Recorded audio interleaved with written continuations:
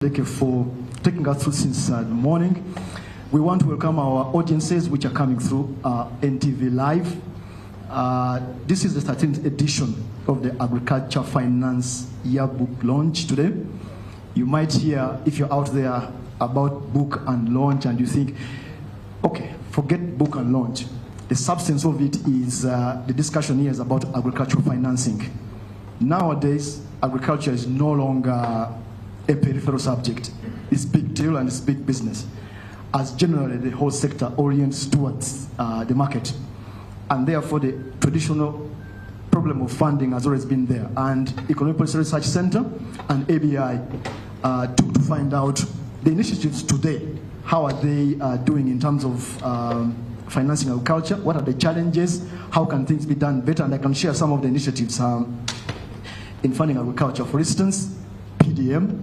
I think everybody knows about PDM, Small Business Recovery Fund, Agricultural Credit Facility, which is sits with Bank of Uganda, but also with the commercial banks, and of course the Stanbic Enterprise Recovery Fund. All these and others, how are they performing, and what can be done better, as the footprint of funding for agriculture should grow, and as agriculture becomes big deal in terms of becoming commercial and market-oriented. We have a privilege in the room to have our keynote speaker this morning, and viewers out there, you have an opportunity to listen to him as he shares his thoughts. He sits in the center somehow of this discussion. He's in charge of our national money, if you like, from Bank of Uganda, and is Dr. Michael Atingego, who is the governor, Bank of Uganda. I would like to invite him to give us his keynote address, and later on he will launch the 13th edition of the 2024 Agricultural Finance Yearbook. Governor, you're welcome.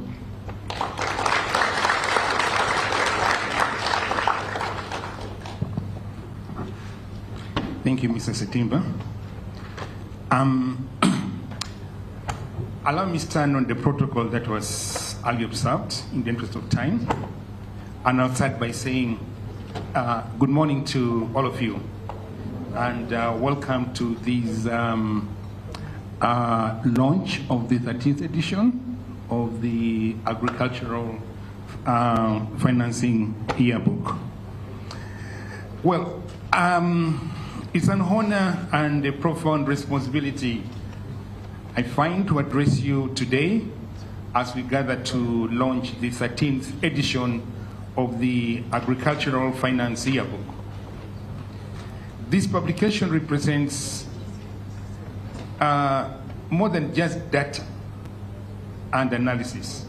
To me, it does embody our collective aspirations for transforming Uganda's agricultural sector into an engine of inclusive growth and prosperity. So let me begin by commending the Economic Policy Research Center, EPRC, for the steadfast commitment to producing this vital resource year after year. The insights contained within these pages will undoubtedly shape policy decisions and investment strategies in the months ahead. So let me begin by looking at agriculture, specifically the agricultural imperative, our nation's backbone and promise. You see, agriculture is not just another sector in our economy. It is a very foundational upon which our nation's prosperity is built. Just consider these following facts, which you are all aware of. Agriculture employs about 70% of our workforce. It contributes to nearly a quarter of our GDP, accounts for nearly a half of our export earnings, and it sustains the livelihood of millions of Ugandans. Yet, despite this centrality, our agricultural sector continues to face significant challenges that constrain its potential. Smallholder farmers, who constitute the majority of our agricultural producers, often operate at the subsistence level, trapped in cycles of low productivity and limited market access, and it's a sector that depends on rain-fed agriculture. and when the rains fail, the sector doesn't perform well. The financing gap remains stark. While agriculture accounts for nearly a quarter of our GDP, it receives less than 15% share of total commercial bank lending. So this disparity speaks to the perceived risks that deter private capital from going to agriculture. Risks that we must collectively address and mitigate. So, just very briefly about the journey of that we have learned in the past. Why have past approaches fallen short? Our nation's history with agricultural financing reveals important lessons. In the 1980s, we saw limitations directed credit through public sector banks. The 1990s and the 2000s brought targeted schemes like cotton subsector development projects and export promotion fund. Now here I'm going to be very careful. We were educated this morning. There's a difference between agricultural financing and agricultural funding. So I'm not going to mix these two. So when these initiatives had merit, they often suffered from one, limited sustainability. And the lady, I don't know where she's there, she talked about sustainability. If these funds, if this financing, if this funding is not sustainable, we will keep going round in circles. So we need to address the aspect of sustainable agricultural financing and funding. I'll get back to that later on. So relying on subsidies sometimes distorts the market, and that is not sustainable. And then poor targeting. If we don't identify the correct targeting, no matter how much resources we put in for financing and funding, it will not help us. So when you have poor targeting, benefits will always not be realized, and the beneficiaries will not get the intended outcomes. And then most importantly, there are weak linkages between financing and the critical support services like extension and marketing. I mean, for those of you who are old enough, there was something the defunct Uganda Commercial Bank called the Rural Farmer Scheme. This, Uganda Commercial Bank then went and gave out loans to farmers to grow maize, beans, and everything. And the farmers responded. They grew substantial amounts of this. But there was no market for these maize and beans. So when the Uganda Commercial Bank loan officers went to demand for their credit to be paid, what did the farmers do? Say, Chief, there's maize there, there's beans there. If you can sell it, take back your money you gave us. Even ECB failed to sell the maize and the beans. So there's the weak linkages. So this is what we're going to address later on. How can we make sure that when we promote financing and funding, we don't end up in this situation? Even right now, using the PDM, there are some farmers who have responded positively. And they produce, cassava, for example. I was in Tororo the other day. I was in a town hall meeting in Tororo. We were telling them to access agricultural credit facilities. And one farmer said, look, I got money under PDM. I grew cassava. Now I can't market it. The price of cassava has come down. What do I do? Now, we are going to address that. What do we need to do to strengthen those linkages going forward?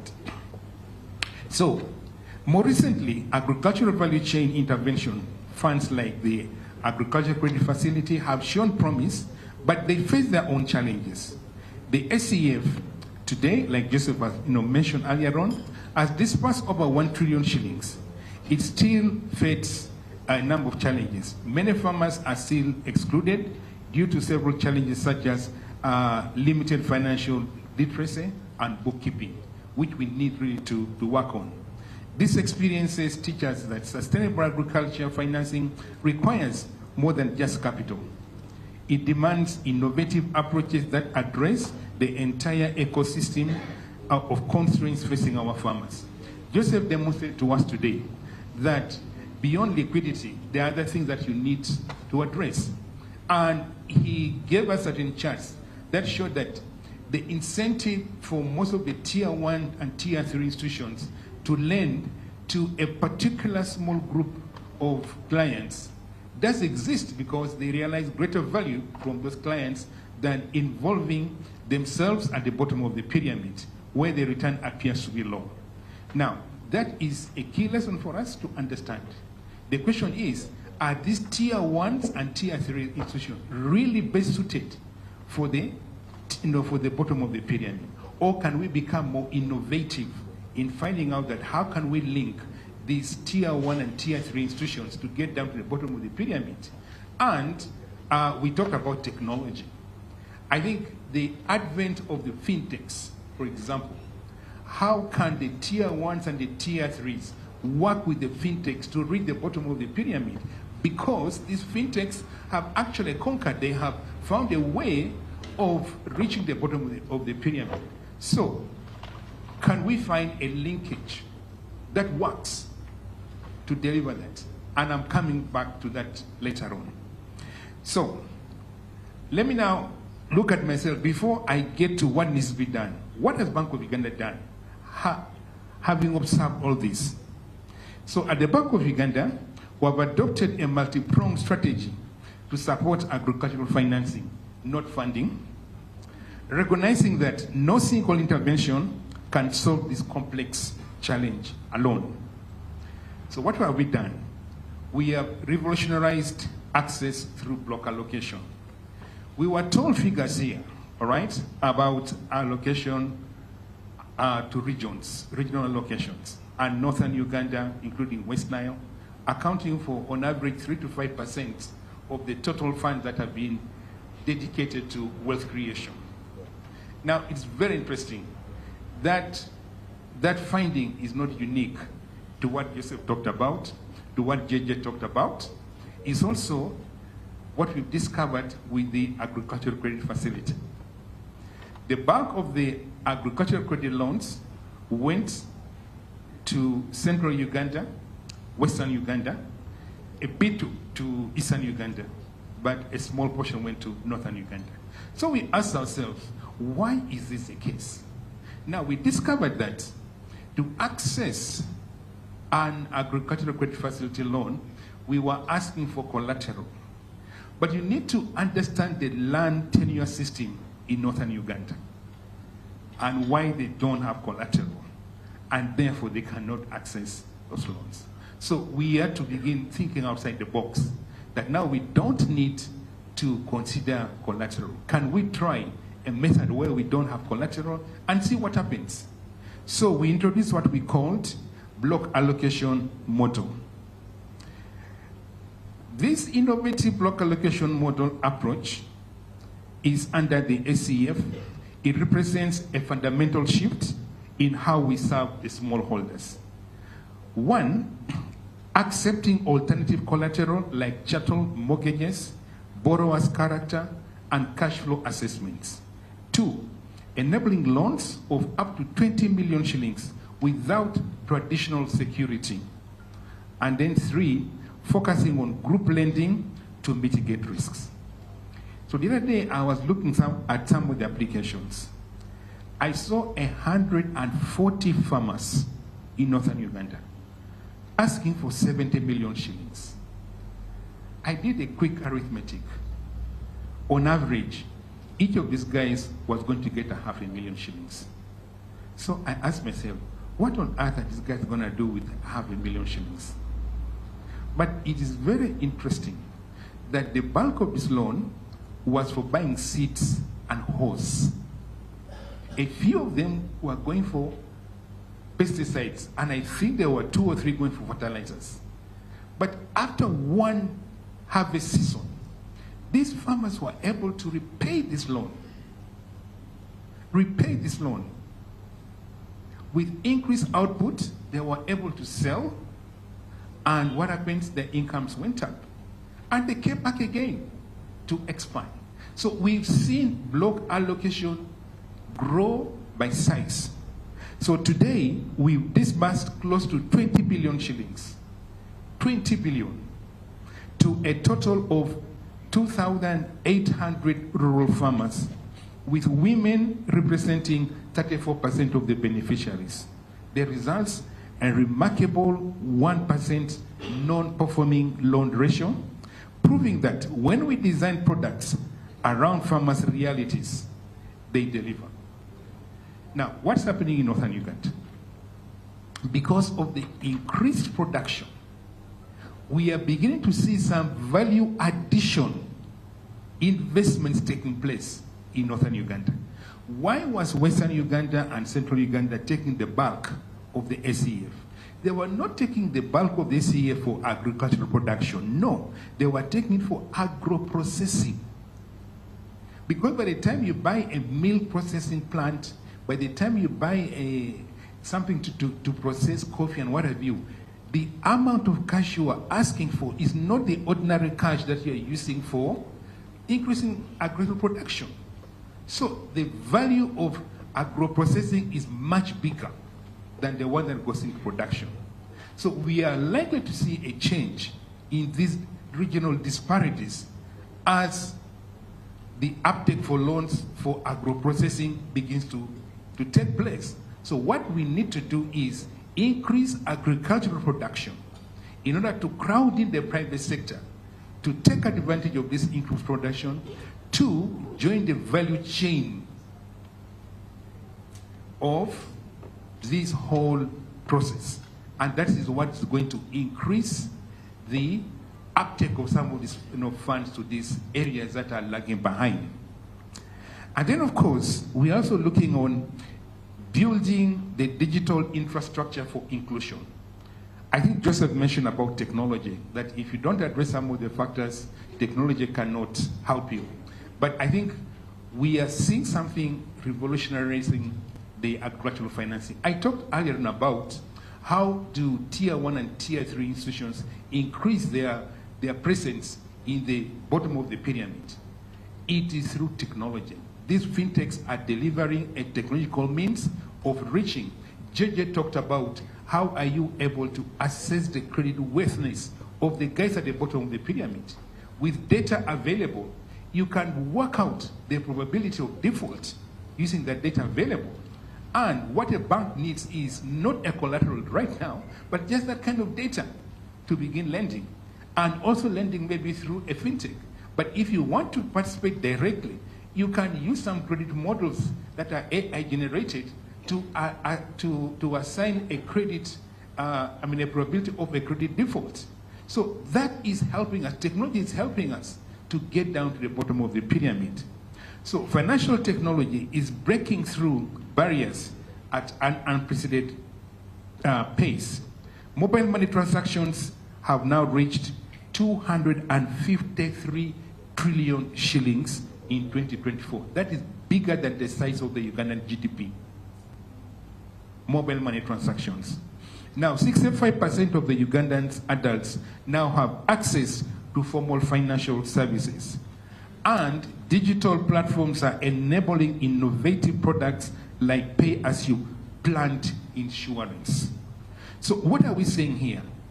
At the Bank of Uganda, we are encouraging fintechs to harness the digital infrastructure through the Bank of Uganda regulatory sandbox that allows them to test agricultural financing innovations in a controlled environment.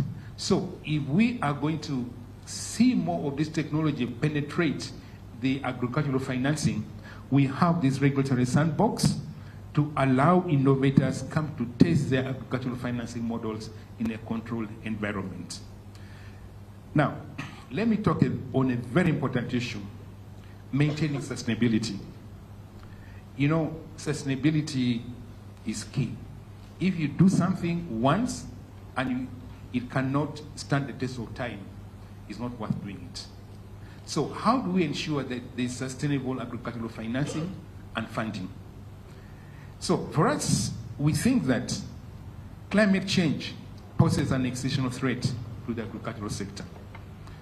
We are responding to these risks by promoting sustainable financial system, including launching one of Africa's first central bank-led environmental, social, governance framework for the banking sector, marking a significant step towards aligning financial sector practices with sustainable development goals.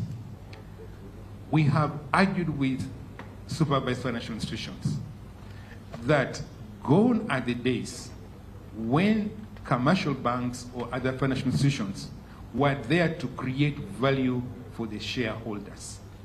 We are now thinking of creating value for the stakeholders. And the stakeholders include the bottom of the pyramid. And we're asking ourselves the question that for the financial sector to be sustainable, it can only do so if it operates in a sustainable environment.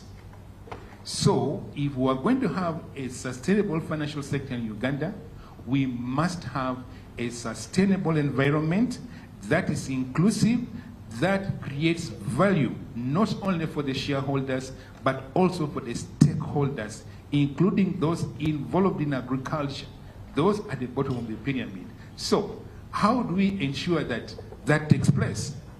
We ensure that that takes place by saying that commercial banks, even within your business model, show us how ESG compliant you are in your business operations.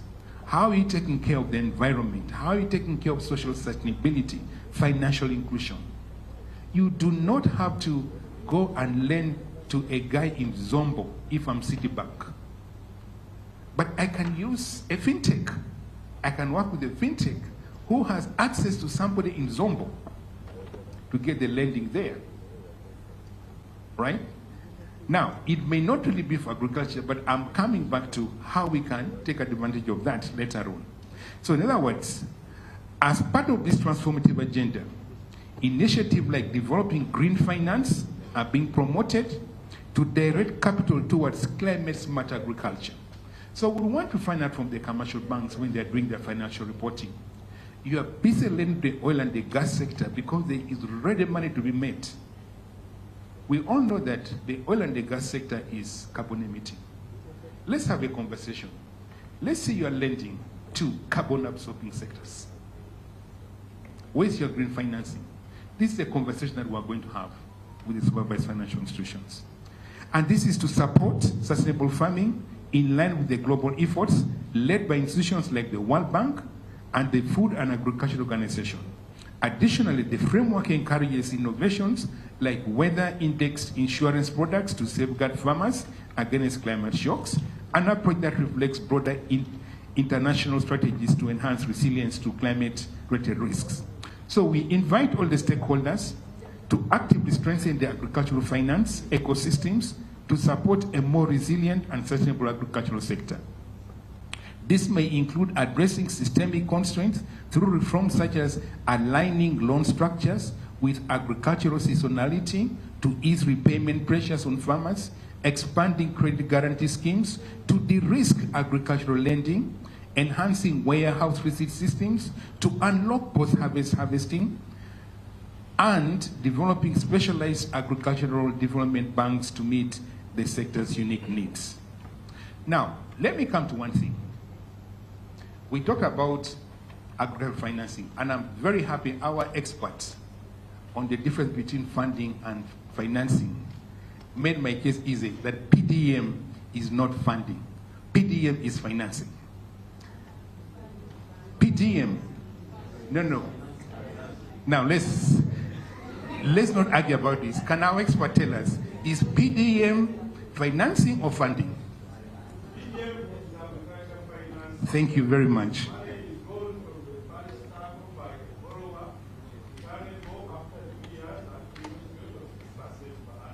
Thank you. So parish development model is agricultural financing.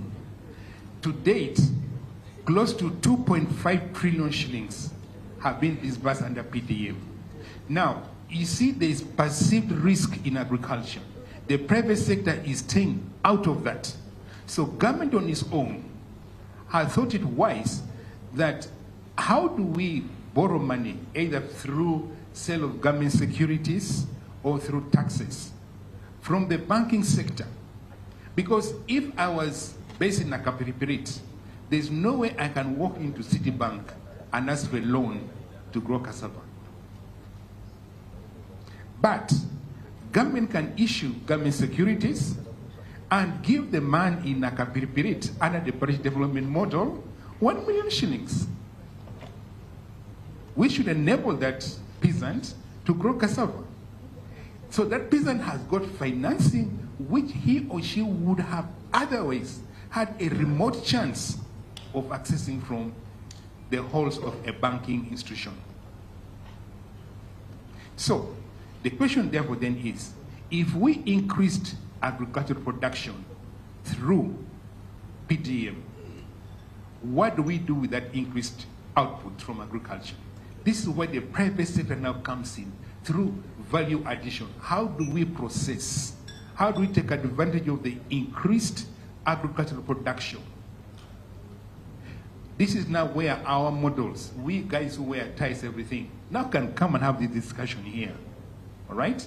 That we have increased production. How do we process it to promote the shelf life?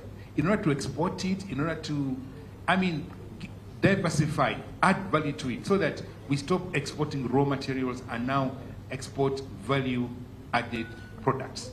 So this is a kind of conversation that we now need to be having, because the private sector and the banks all shied away from lending to agriculture because it was perceived risky. But government said, okay guys, I'm going to intermediate. I'm going to borrow money, since all these commercial banks trust me that if I issue them a 20-year bond at 17.5%, they will hurriedly give it to me.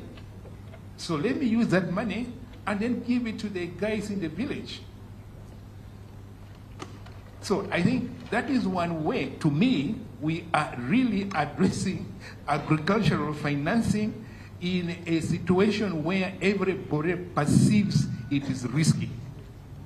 So we now need to organize ourselves that how can we promote value addition by crowding in the private sector to take advantage of the increased agricultural production. So the road ahead, to me, has got 6 pillars. 6 pillars. As we look to the future, I propose 6 critical pillars for achieving sustainable agricultural financing. First, scale what works best. We must expand successful models like block allocation, things like the PDM, while addressing persistent gaps in regional and gender inclusion. Now, JJ talked about SACCOs that are now going to be regulated by Bank of Uganda. There are SACCOs of a particular threshold. If you have got paid up capital of more than 500 million shillings and savings of 1.5 trillion. Now, those SACCOs can be regulated by Bank of Uganda. And if they fall under that regulation, then they qualify also as participating financial institutions in the Bank of Uganda, SEF and SBRF. And it will be easier now for commercial banks to partner with the SACCOs to extend their credit. Now, because of the model of SACCOs that JJ talked about has been successful in some areas, we can now see a situation where, when they're regulated by the central bank, we are likely to scale up the wealth funds that government has put in place beyond just linking them to partner with the banks. And then secondly, strengthen the value chain linkages like I talked about. Financing must be connected to quality of inputs and extension services, processing and storage, value addition, reliable market access, right? And this is likely to crowd in the private sector, because this is where the private sector comes in. The private sector is looking for the bottom line, profit. And if they, as long as they can get the profits where they can make profit, they will come into this area. And this is what's going to make the thing successful. Then thirdly, deepen blended finance mechanism by strategically combining public funds with private capital and technical assistance. We can achieve scale while managing risk. Fourthly, leverage technology and data. Technology and data, like JJ talked about.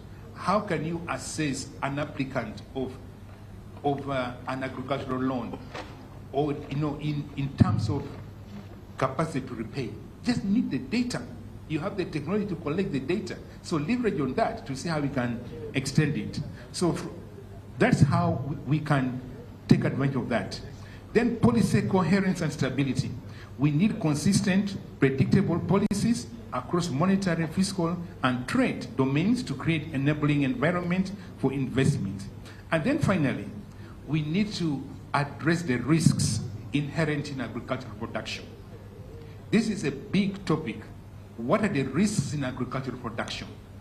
And how do we address them so that we are able to attract money into the sector, we are able to safeguard the peasant farmers from the vagaries of weather, disease, and all kinds of shocks in order to sustain this production. So, distinguished ladies and gentlemen, I have a call, and it's a unified call to action, and of course a closing gratitude. At this pivotal moment, Uganda's agricultural transformation, I'm reminded of a proverb that one finger cannot crush a louse. Our strength lies in our unity of purpose. So to each of you here today, I say, one, to our development partners, let us align our efforts to build a sustainable institution, or build sustainable institutions, not just standalone projects. I mean, someone here talked about duplication of efforts. There are so many efforts, everybody doing his own little thing, sometimes not coordinated. That is not helpful for us. We need to put together our efforts in a coherent manner, align our efforts to build a sustainable institutions, and then to the financial institutions who are here today.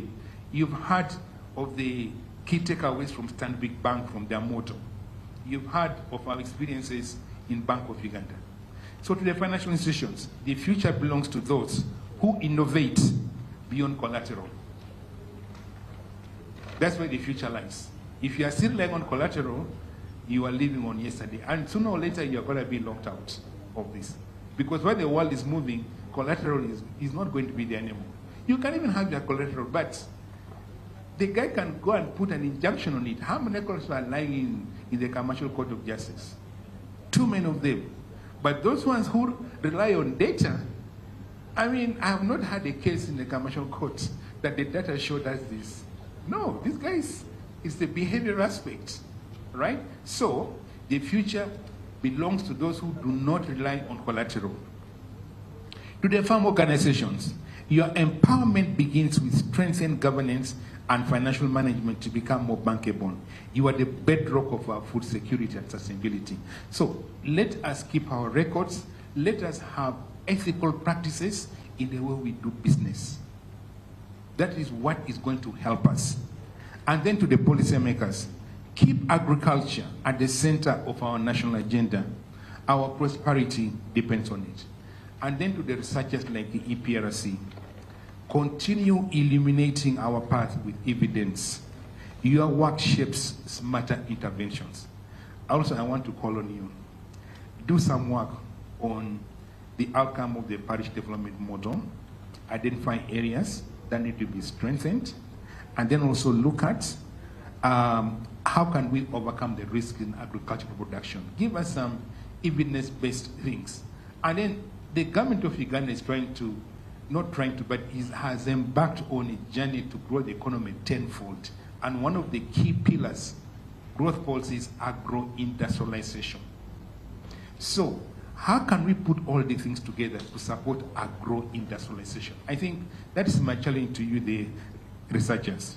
So, my special recognition must go to the EPRC. We thank you for your unwavering commitment to advancing evidence-based policy making through this invaluable yearbook.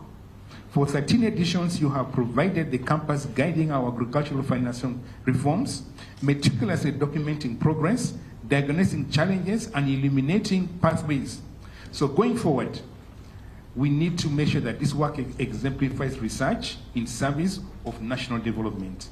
To our development partners and financial institutions, thank you for your collaboration in testing innovations. Big kudos to Stanbic for that. Thank you for your collaboration in testing innovations and scaling what works. Your technical and financial support turns policy into impact. We honor the perseverance of the farmers' representative and the private sector here today. Your lived experiences shape solutions that resonate on the ground.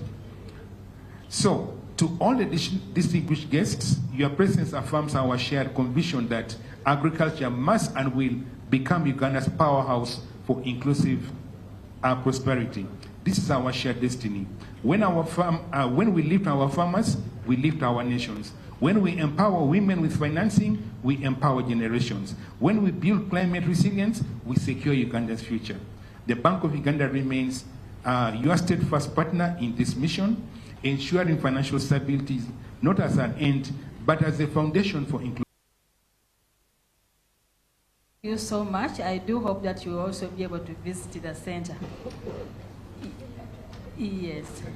So let me take this opportunity to invite the Commissioner, Financial Services, to speak to us. Thank you.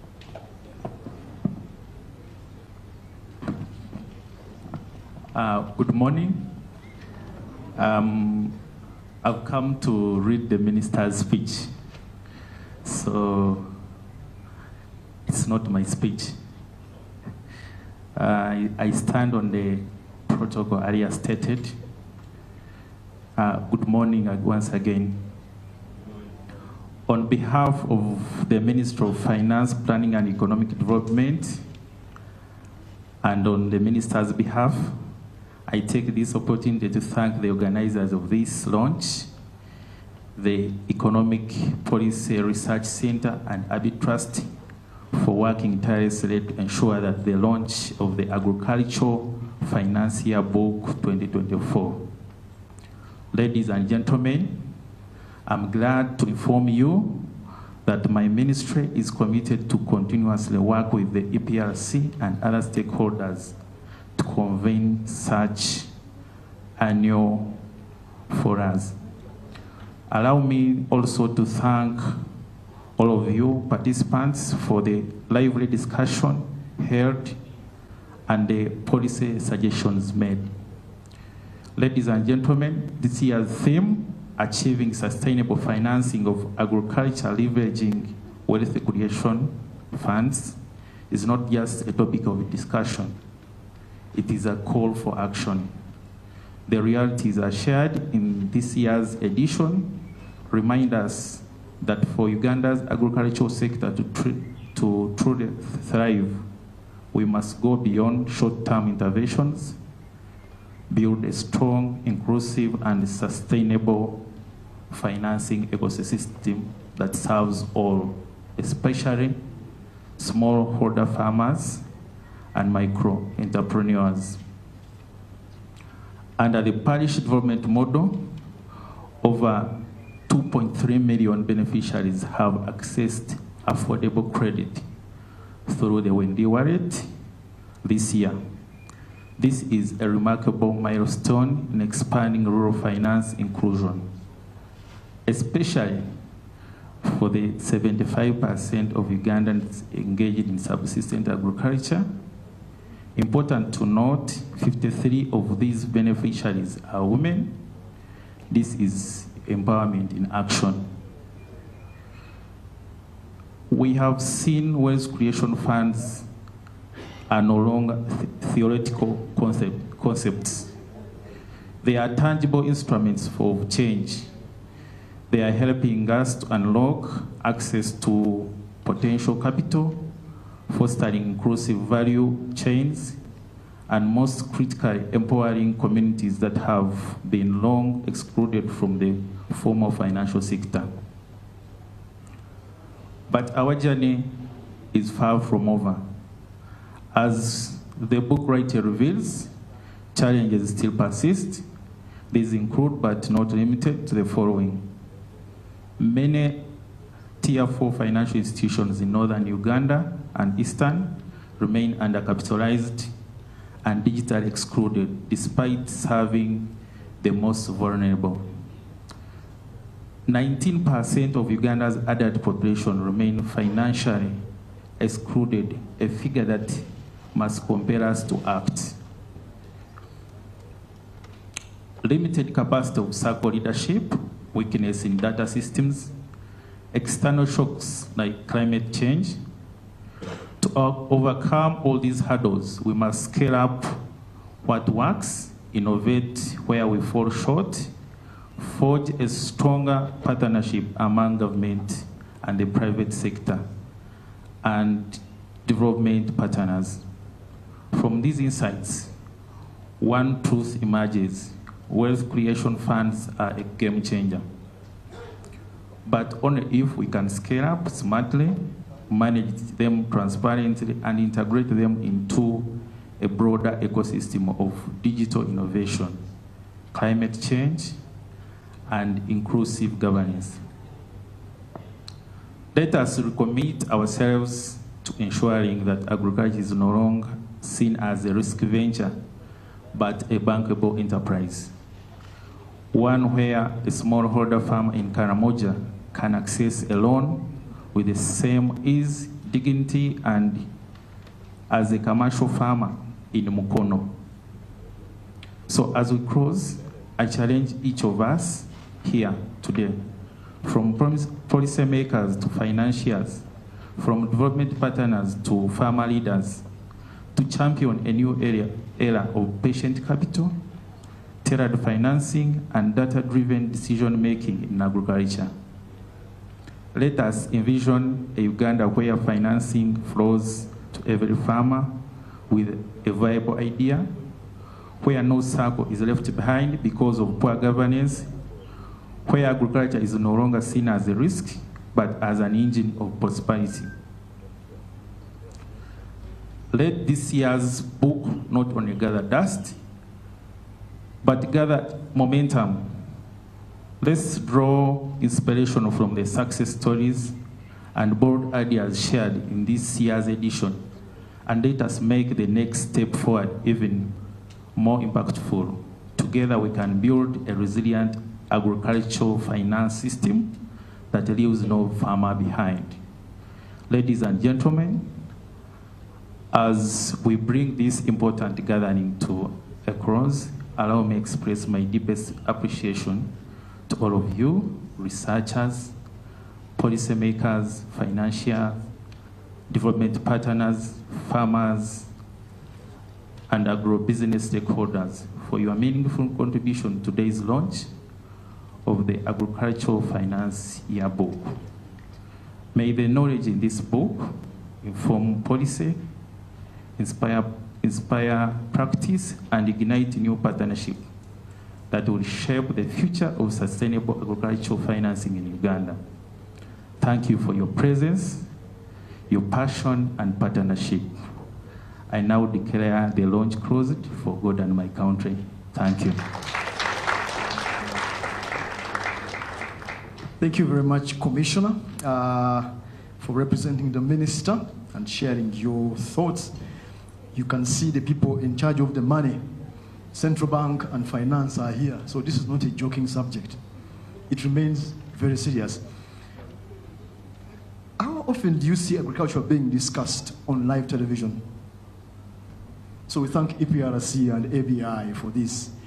And EPRC and ABI have made sure we have this discussion until 12:30 on air, which saves us about 30 minutes up to now. So there are people in this audience who had reflections but were cut short by we had to go official. But you want to share reflections, perhaps key questions. We'll take those because we have viewers watching out there, probably in Mbale. I don't know whether Nakapilfish are watching, but and we have many important people in this room discussing. So we'll take some reflections, maybe 3, and then maybe a couple of questions to make sure we do not drop our viewers out there for the next 30 minutes. So I'll take some hands. Oh yeah, okay, there's a hand at the back. Let's start there. And the important people are still in the room, so yes. Let's take the hand there. Thank you so much, Mr. Moderator. My name is Dr. Richard Miro, from Makerere University, Department of Extension, or what you traditionally know as Agriculture Extension and Innovation Studies. And I'm also the board chairperson for the Uganda Forum for Agricultural Advisory Services. This network brings together people who advise farmers across the whole value chain. I want to reiterate what both the guest of honor and the governor have appealed for. You know, when it comes to advising farmers, we must all work together.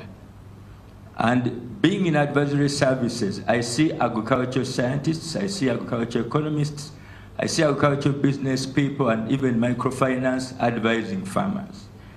Personally, I think we must work together. Take away sometimes the ego we all bear and say, you know, I'm an agronomist or I'm an agronomist. I want to just invite and thank EPRC and just invite all of us. Let's partner with UFAS and also partner with all the networks here to move together to do what we call holistic agricultural risk management.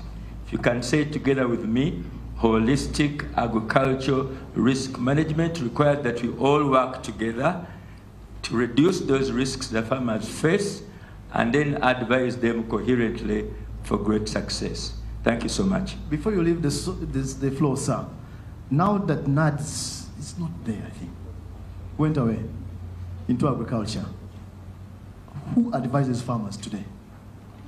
Local government is advising farmers through the district production and marketing officials, but also non-government organizations are advising farmers, except that their work is pockets of success, which we must now bring coherently, reduce duplication. The private sector, big off-takers like Mukwano have extension people advising.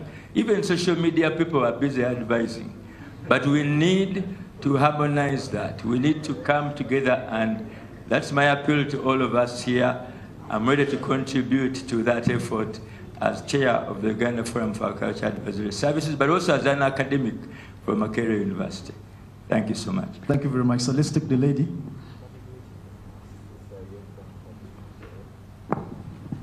Thank you, moderator. All protocol observed. I read also right on the previous speakers.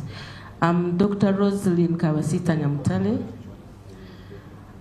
I'm the Vice Chair of Uganda Forum for Agriculture Advisory Services, and with over 40 years of agriculture extension. To me, as we look to increasing agricultural financing to the farmers, especially the smallholder farmers,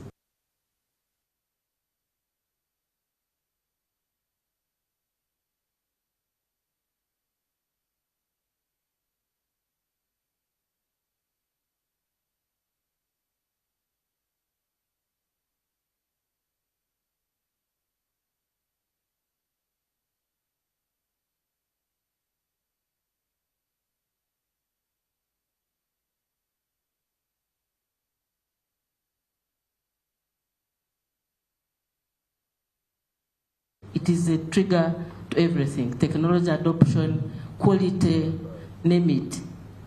So I think putting market systems in place, proper enterprise selection is very key. And this can be done participatorily with the farmers. Not that extension workers go and do the market survey and tell the farmers, this is what you have to do. Let the farmers and the other stakeholders who are involved in the financing go outside there together and do the market survey, look for the market, produce for the market, and agricultural financing, I believe, would be sustainable in that way.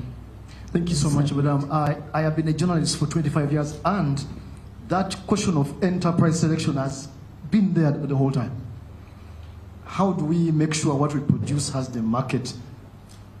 Up to now, it has not effectively worked, perhaps, as we want it. I wonder where the problem is, but I'm just thinking. Let's take another thought. Yes, sir. Here at the front.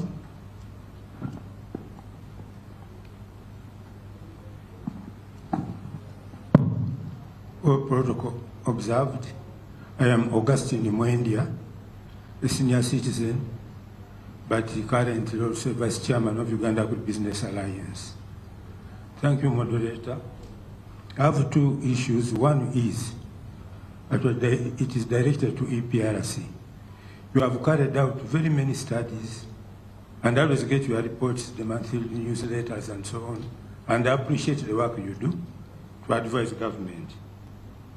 But at the same time, we are aware that there are some countries where agricultural financing has worked. Have you benchmarked and seen actually, try to compare what do they have different from what we are doing here? Two, I think even up to today as I stand here, there are some people who still advocate for bringing back the cooperative bank. Can I be informed how successful it was and why it was successful? Because people still ask, why doesn't government bring back the cooperative bank? I thank you. Okay, that's a question. Actually, we'll get some answers. Let's go back there.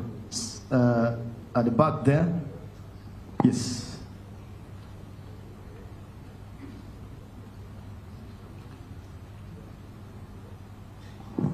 Thank you very much. Since they said it's a reflection. Okay, go. Yes, and then we will. My name is Edward Katende once again. I am glad to hear the governor, Bank of Uganda, finally coming in the socio-economic transformation. Because for a very long time, we have been wondering how do we finance the subsistence household. And almost 90% of our farming is done by these people. But the government responded. Now we are hearing the central bank also coming in to support us greatly. I'm also happy to note that private sector credit to agriculture is also increasing.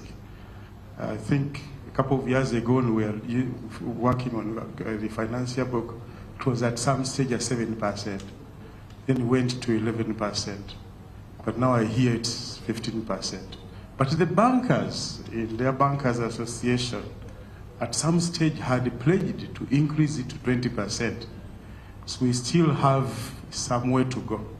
And I wonder how the central bank can help us to drive it to that 20% target. But also not forgetting that what we are doing in PDM is to create a pipeline. We may not sustainably finance these people.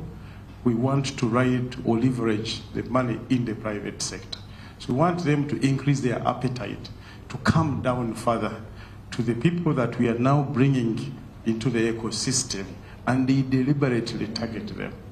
We are digitizing, we are leveraging digitization. We have a mobile wallet, as you know. We have our loan management system. So everybody is captured on the digital platform. So we want to see how we can work together with your banks to ensure that what government has started can be supported by the trillions that are currently sitting in the banking sector, only waiting for government of Uganda to come and borrow from them. So we want them to lend more to us than the government. Thank you. That's very interesting. Yes, let's go there. We'll get some responses. This is a special play that you can see. It sort of violates protocol, if you like. But when you speak about agriculture, so be it. I hope it's okay. Yes, sir. Yeah, thanks very much indeed. My name's Martin Fowler. I used to work in the Ministry of Agriculture in Entebbe for USAID, and I got out just in time, it would seem. So I'm an agricultural economist. I was very interested in the Governor in your speech. One of the things I think was missing is that everyone's talking about the amount of money that's going into the agricultural sector and the way that it is being used and hopefully will result in huge increase in production. How do we know? How does anybody in any bank know how much is being produced in this country in terms of agricultural produce? Our statistics systems is seemingly dead in the rural areas. All we have information on is our major exports, particularly coffee, where the statistics are particularly good. But if you speak to 2 different farmers, or if you get your copy of the New Vision, as I do every day, and I read it, in 1 week there will be 3 different estimates of the total production of maize in the country. Totally different, 50% out. So I think the one thing that's missing is the importance of statistics to monitor exactly what's happening in the rural areas so that PDM, the governor, and the commercial banks know what is happening and where they should be directing their money. Thank you. Thank you. That speaks to that data issue that the governor spoke about. Let's have a comment from our member of parliament here.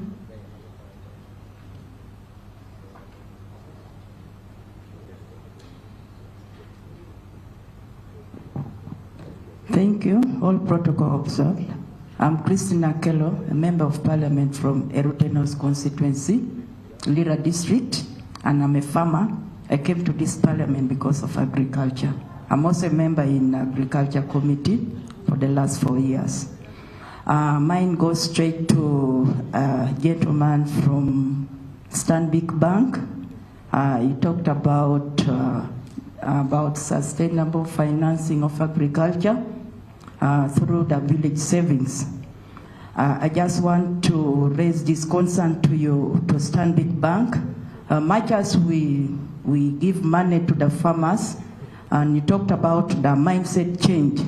In every workshop I go to, people talk about mindset change, but there's no serious action being taken. Because for me, I represent the rural community. I talk to that level, the last person in the village. The biggest problem concerning the savings, people get money right now. My grandmother, my people down there, they're saving money for 12 months. Then in December,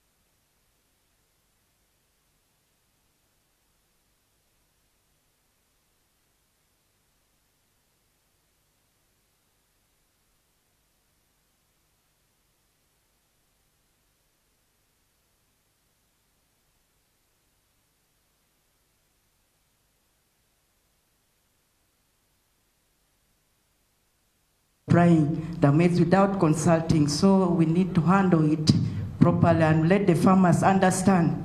They don't know how much they are supposed to get, some get less. So that is, I think it is a good idea for the government. The government is injecting a lot of money to create wealth to the people, but the people are abusing, so we need to monitor and find the details. Thank you. Thank you very much, Honorable. We'll take one question, we'll take the answers. Let's take his hand.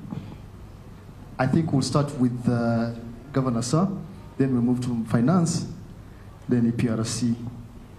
There's a question for start. Yeah, thank you. Thank you very much, moderator. Mine is not a question. Mine is trying to clarify an issue that came up in regard to the National Agricultural Advisory Services. You said it is no longer there. it has gone. But I want us to take it that what government did was rationalization. Government was not removing entities, but it was rationalizing, trying to reorganize itself to ensure that it delivers services better and in a cost-effective way. So as we talk about NADS, NADS has been rationalized. The staff and the team are all in place in the Ministry of Agriculture. The team are there. So when you ask who is going to be responsible for agriculture extension services, government has a structure for agriculture extension services, for advisory services. You get to the district, you get the district production team, headed by the district production officer. You even move further to the sub-county, you get extension workers at the sub-county level for veterinary, for crop, for fisheries, they are there. So really, the rationalization that was undertaken should not cause an alarm. We are just reorganizing ourselves to ensure that we deliver better. And I want to assure the nation that government is still there and even is going to do better. So therefore, the reorganization of government should not cause an alarm. NADS is there. You remember also there was coffee. There is a whole department for coffee which is now handling that mandate, and all the staff that were under UCTA are already there. So let's not have an alarm. Government was just merely reorganizing, and that's why the word they used was rationalization, not that we were removing them away. So I wanted this to come out very clearly, such that really people are not alarmed, because our farmers, you know, when they hear information that if this is no longer there, it affects their productivity and actions. So really, moderator, this is what I wanted to make clear. I'm Richard from the Ministry of Agriculture. Thank you. Thank you very much, Richard. And that question I asked, I like asking questions like I don't know the answer, but I'm asking for, I'm a journalist, so I can say this. Government has not effectively communicated after rationalizing. Yeah, you assume that the farmer gets it, that NADS has gone away, so agriculture they don't know. So we need an effective communication mechanism to tell them that this has gone away. This is how you get your extension services. But yeah, you made your point, thank you. Let's move to the governor. You just stay there, sir. You can respond to those questions which came to you. Okay, thank you so much, and thank you for the questions. I will just address 3 areas. Sustainable financing, I agree with you that really, given the system that have been put in place under the PDM, I think we are creating a fertile ground for sustainable financing. The loan management system, the digital system, and what have you. I think those are that's a very good infrastructure. I won't believe that once this takes off in terms of the repayment of loans and everything, that should make it attractive for the financial institutions and the fintechs to take on this. Because if we begin appreciating that this PDM can turn to a revolving fund for the beneficiaries, that is what brings sustainability. So I do agree with you.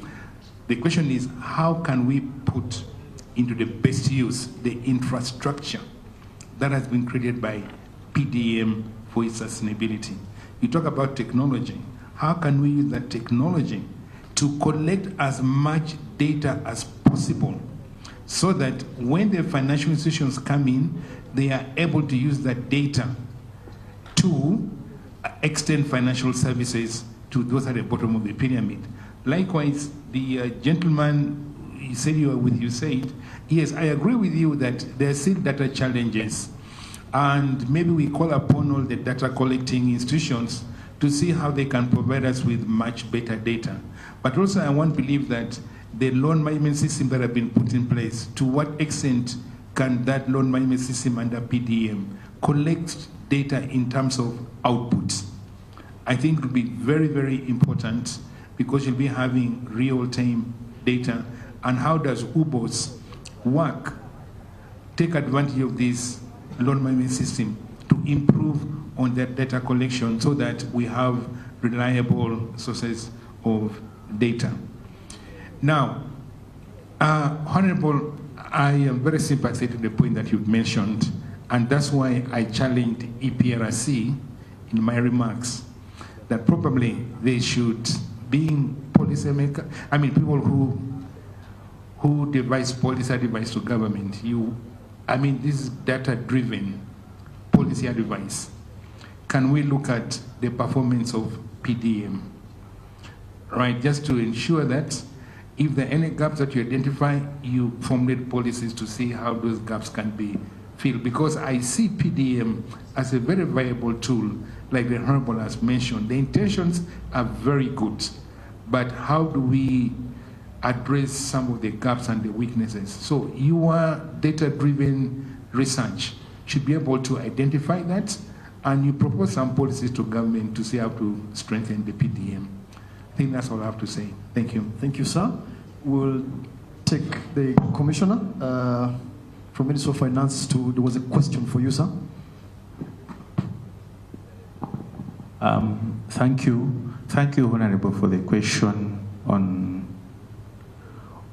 in regard to, you indicated that beneficiaries, money is deducted forcefully from the beneficiaries.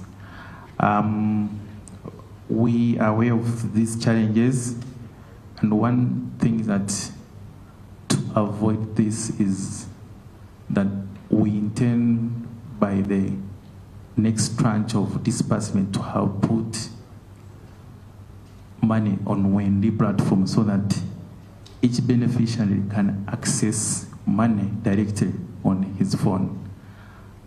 We hope if this is done, this will eliminate SACCO middlemen who have been forcing people to deduct money from beneficiaries. Then you, Honorable, you also indicated on enterprise section, under PDM we have 7 specific enterprises, but we are aware that people have been getting money diverting to other enterprises. There was someone who got money and set up a restaurant, which he proudly named after PDM. And because of the monitoring, because we have the PDMS, where we follow, with also the ISO, we have another system. We've been following those people who have been diverting money to put it back to the selected enterprises. We know it's a challenge, but we are moving on, and we hope, humans are, but we know that going forward with enhanced monitoring, people will be online. Thank you. Thank you very much, Commissioner, for the assurance. We had a question for EPRC. I don't know, several, I think. A couple of them. I think this couple is done. All right. Stanbic, there was a question for you. Kindly respond. Protocol observed. Thank you so much. It was a comment from Honorable Christina Kello, emphasizing the fact that as we move into lending, we should be able to carry out financial literacy training, largely for the beneficiaries. And it is an intervention we have started, and we are now scaling to ensure that before we even lend to SACCOs, we build capacity for the leaders, then look for the members at their AGMs and support them in terms of understanding that the SACCO itself is borrowing and the loan has to be paid. But at personal level, they should be able to adopt good financial practices. There is a big pain in the cash that is collected annually and saved in boxes. It impacts the growth of our economy, because when money is in the box, it is not revolving nor entering the economy, because people are saving to share around Christmas, then spend the whole money around Christmas. Yet there is a gap between them and those who need to borrow that money, utilize it to run small economic activities. And I think every player here has a role to play in terms of how do we move the money that is in boxes into a financial economy, even if that money goes to the circle at the parish level, even if it is within the PDM circle, such that that money keeps revolving instead of being at home, because that money is impacting productivity. There should be somebody at home on guard on a daily basis, day and night, to ensure the box is safe. If the husband is at home, the wife who is the treasurer will not leave home thinking that the money will be carried. And when the box disappears, there is domestic violence at home. Then productivity around that home where the box of money is becomes a very big problem. So it requires joint efforts from all of us. And at one time, Professor Balunywa made a serious presentation at the annual microfinance conference when he was giving us insights about VSLAs and the savings that are held in houses. It is big money and requires the intervention of all of us. Government representatives, political actors who are mostly trusted by the population, help us inform them to take this money to the circles, to the banks, to the microfinance institutions that are deposit taking, such that the money revolves. Because velocity of money leads to economic growth, and eventually our GDP will go on a positive path. Thank you. Thank you very much. It's an added dimension now on the financing ecosystem. Governor is hearing here, there's money in the houses. How do we get it? Let's take the lady there. We have 10 minutes and then we'll be done. Thank you very much. My name is Rosette Bamwine. I'm an agriculture finance specialist, former central banker, and at the same time, a farmer. I'd like to add my voice to the Honourable Member of Parliament and Stanbic Speaker regarding financial literacy vis-a-vis agriculture financing. It's a bigger problem, especially at the moment. There are so many so-called circles in inverted commas, especially the village saving groups. I'll give you just a short live example. Some of the villagers have learned how to save, but they don't know which is a bank and which is not. There is this lady who really called us yesterday seeking a legal assistance. She sold her property trying to buy agricultural machinery and equipment. Then she says she took it into a bank in inverted commas. Said, you see, I took it into a village bank. And then she even sold land. Said, I started by saving 6 million. I wanted to add on because I wanted to put on something that is sustainable. This time she did not hide it in those boxes, but she took it to the bank. Then we asked which bank. Said, you know, it's like a village bank near my home, but it is church-based with a church foundation. So she kept saving, poor woman. Then come like 1 month ago, when she saw the machine she wanted to buy, and she knew she had saved enough, she went to this circle to only to be told she was given almost 600,000 out of about 7 million she had saved. And they told her they had no money. Said, you wait when we get the money. So she was like, but I've been saving in this bank. And when we asked, why did you save like that? Don't you have another bank? She said, but this is a bank. Can a bank fail to have the money to give me? You mean banks can also run out of the money? So we asked, how big is this bank? Said, you know, it's like a small building at our trading center. She couldn't get her hard-earned money, her savings. She thought it was a bank. So really it is a combined effort. And then she was told, you see, are you a member of this circle? I said, yes. I'm a member, I've been saving, now I want my money now because I have to invest. And then she was said, since you are a member, we can tell you the truth. The manager who was here stole this money. Many farmers are crying, said, you mean a bank has no security? You know, she was that innocent, but then it's an outcry and a general one that there is a lot of financial literacy gap out there. So I know the central bank is doing a lot to sensitize the people and the banks, but these banks, commercial banks that are here, those with branches out there sensitize the public, which is a bank and which is not. The poor woman was told, the manager ran away, there's a case going on in court. So since you are a member of this circle, you have to wait. I don't know for how long. So she's extremely desperate. Therefore, it is, we all have really to team up and sensitize the public, especially these banks with branches out there, because they don't know the difference between a village circle, between tier 1, tier 2, tier 3 financial institutions. Therefore, a combined effort is required. Thank you very much. Thank you for sharing that experience. Those are called object lessons in teaching. And you spoke about financial literacy. The word is in English, financial literacy. Of course, we're speaking English here. But in what language do we do financial literacy? For me, the one I had was in English, and maybe Luganda.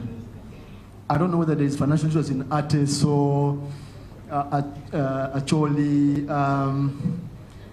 Runyankore, I don't know.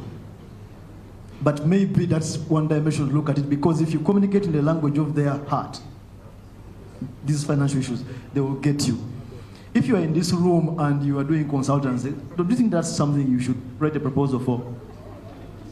The opportunity is just dropping like this, if you agree with me.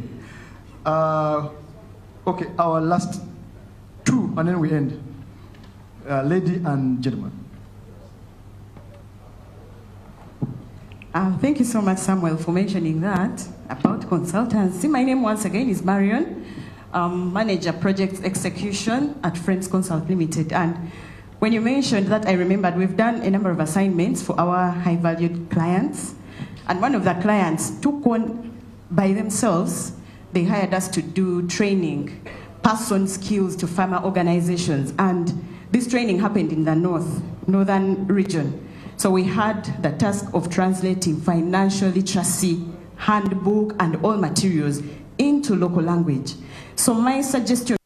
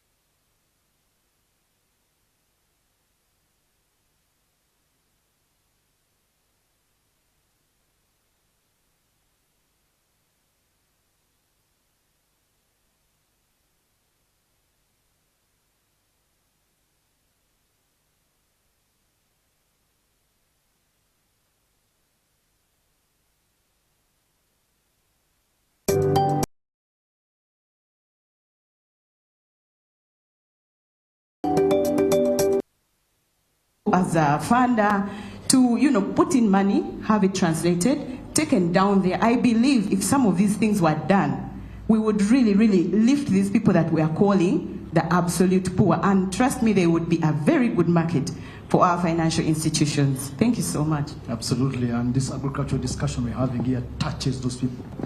Last comment. Okay, good afternoon, ladies and gentlemen. My name is Nyenda Aman from Friends Consult.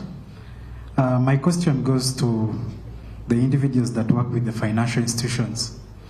Given the increasing frequency of climate-related shocks affecting agriculture, how are the financial institutions adjusting their risk assessment frameworks and lending models to remain viable and supportive of farmers under these uncertain conditions? Is that a question? Yeah. Ask again. My question goes to the individuals that work with the financial institutions.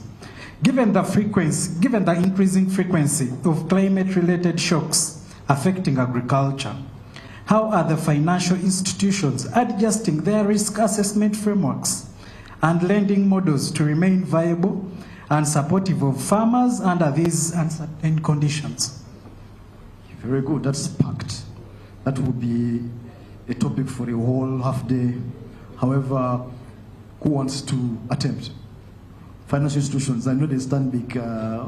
Anybody else? Stanbic is already big, dominating. Any other bank? Okay, Stanbic, your show. As briefly as possible. Adjustment of risk assessment approaches. Thank you. We are honored that we've dominated the conversation today, but you'll bear with us. Stanbic again. So, I think, like you said, it's quite a lengthy discussion if we are to answer it comprehensively, but probably there are three ways I can answer that. How are we adjusting? One is design of products. So we are increasingly structuring our products to recognize clients that have taken or put in place measures to mitigate the emerging risks. What that means or translates into is that if we have a project that embeds climate mitigation strategies, climate smart agriculture, has adopted the use of smart water, irrigation, solar power and the likes, they will fetch a lower risk rating because we know that they've put in place measures to mitigate. Lower risk rating means the probability of accessing funds increases. So in product design is one of the things we've done. The second, like James has been sharing since we started, is in capacity building. So a lot of the work we do now, and many of the partners that we are dealing with, they usually give us assistance, sometimes in grant form, and it's really to upskill, but also to train our clients in terms of recognizing, first of all, what are these risks, and what avenues are there that are available for mitigating these risks. How do you adopt greening in your operations?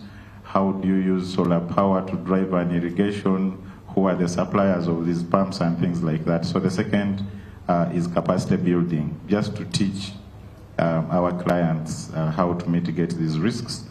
The third, of course, traditionally everyone who has studied risk, you always know that the answer that we always give very quickly is insurance. So we're still working with insurance companies. I'm not an authority, and I say this very carefully, I think we are not fully there, but it's an option that we have, whether it's multi-peril crop yield or whether index-based insurance, it's an option that we have on the table. We still have work to do, and again, I think in the spirit of partnerships, we could use more support in terms of aggregating the data, collecting this data, having weather stations across the country, building a data pool that will inform the premiums or the assessment, or even just supporting the claim process for weather index insurance. It would really help. But it's an option, again, that we are also using. Thank you. Thank you very much. You have those answers on your fingertips. No wonder you have a deep footprint in the agricultural sector. Thank you very much, all of you, for coming today. And our viewers out there, thank you for staying with us. discussing agriculture. Yes, people will say the people discussing agriculture are dressed in suits. We just want to be smart, really. But it's a subject that has to do with money, and also being smart is also allowed, even if you're discussing agriculture. But here we're discussing issues from top to bottom. Normally, the person who is being benefited is the one out there, and those are the viewers who are watching us, who have not been able to be in the room. We want to thank very much Economic Policy Research Center and ABI for making this possible, and of course our keynote address from our Governor, Bank of Uganda, and of course our guest of honor who wrapped it up very well for us. For those viewers out there, we want to leave you now and continue in the room. Viewer, thank you for joining us on this. If you want the report, please get in touch with the Economic Policy Research Center on this and how you can use it. Back to us in the room, housekeeping issues now. I hope you've got a ticket.